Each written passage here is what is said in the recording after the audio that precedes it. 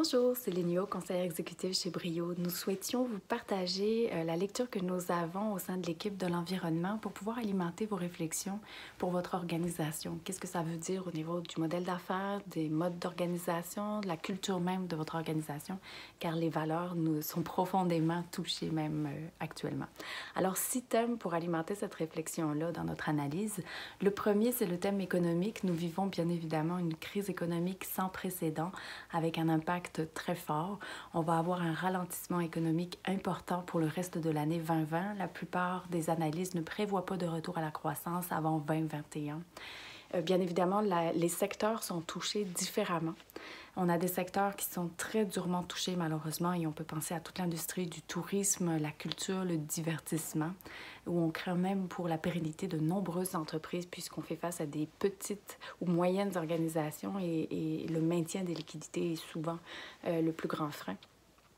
Mais on a aussi des secteurs qui, économiquement, sont même en croissance et on peut penser à tous les secteurs de l'alimentation, de l'équipement médical, mais aussi tout ce qui est technologie, communication, médias. Donc, il y a là une grande disparité, en fait, dans comment les secteurs vivent et passent au travers de cette crise-là. Mais on estime quand même que globalement, un tiers des entreprises canadiennes ont des baisses de revenus d'à peu près 40 selon une récente étude de Statistique Canada. Le deuxième thème qu'on souhaitait aborder avec vous, c'est les impacts sociaux, car vos employés sont des individus avant tout. Et ce qu'on voit, c'est qu'une personne sur 5 actuellement vit une situation de stress anormale et beaucoup plus importante que d'habitude. Alors, on le voit, ça a un impact direct sur l'utilisation des programmes d'aide aux employés, par exemple, mais ça va être très important de le considérer dans la gestion des employés parce que c'est un marathon qu'on traverse actuellement et on ne peut pas épuiser non plus les employés. Le télétravail est la nouvelle norme. Ça risque de changer, ça aussi, à moyen et long terme. C'est-à-dire qu'on ne retournera probablement pas à avant, mais il va y avoir un mixte entre un retour physique au travail et beaucoup plus de flexibilité pour le télétravail. Et donc ça va être aussi un impact important sur les modes d'organisation. On a aussi au niveau social des impacts au niveau de la consommation. On consomme différemment, on achète plus en ligne, on n'achète pas les mêmes produits.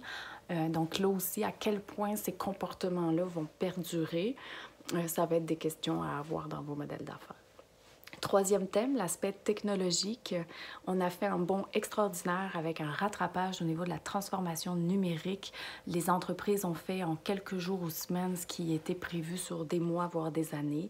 Par contre, est-ce que ça s'est fait de manière structurée? Est-ce que toute l'importance de structurer sa donnée, de bien la gouverner, les métiers, les compétences que cela va nécessiter à moyen et long terme, là aussi, ce sont des réflexions importantes parce qu'on s'attend à ce que ça continue dans le temps et qu'on voit une croissance aussi au niveau de l'utilisation de l'automatisation des chaînes de production, mais aussi de l'utilisation de l'intelligence artificielle avec l'utilisation de la donnée et l'utilisation de modèles prédictifs plutôt que prévisionnels.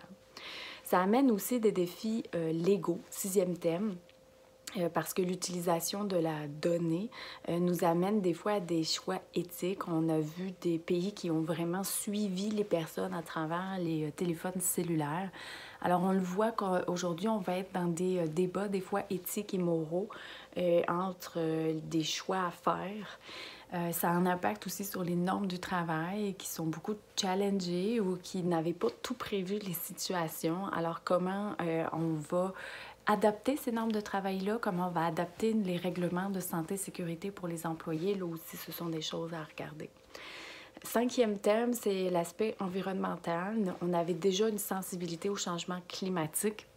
Mais là, c'est sûr qu'on va avoir aussi des cas concrets et on voit vraiment l'impact de notre comportement sur la nature. Alors, est-ce que ces comportements-là vont perdurer après la crise? On pense que oui et qu'il va falloir adapter nos façons de faire, aussi nos façons de nous déplacer. Dernier thème, c'est le thème politique.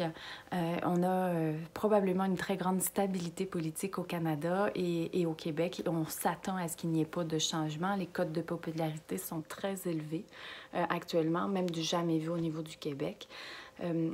Ce qu'on voit par contre, c'est que l'État est beaucoup plus interventionniste. Il investit énormément actuellement pour soutenir la population et les entreprises. On s'attend à des déficits de l'ordre de 15 milliards pour le Québec et de 200 milliards au Canada. Au Québec, on a quand même un fonds des générations de 14 milliards, donc la situation est relativement sous contrôle, mais on peut s'attendre à ce qu'il y ait des choix à faire dans les prochaines années dans les programmes gouvernementaux. Alors, c'est une lecture très sommaire qu'on souhaitait vous partager davantage pour alimenter votre réflexion parce qu'on le sait, ça va avoir un impact sur vos plans stratégiques, vos plans d'affaires, transformation culturelle, transformation numérique, repenser les compétences, les métiers dont vous allez avoir besoin, beaucoup de points comme ça. Et nous allons continuer d'alimenter votre réflexion à travers nos différents articles de blog, alors n'hésitez pas à nous suivre. Merci, au plaisir.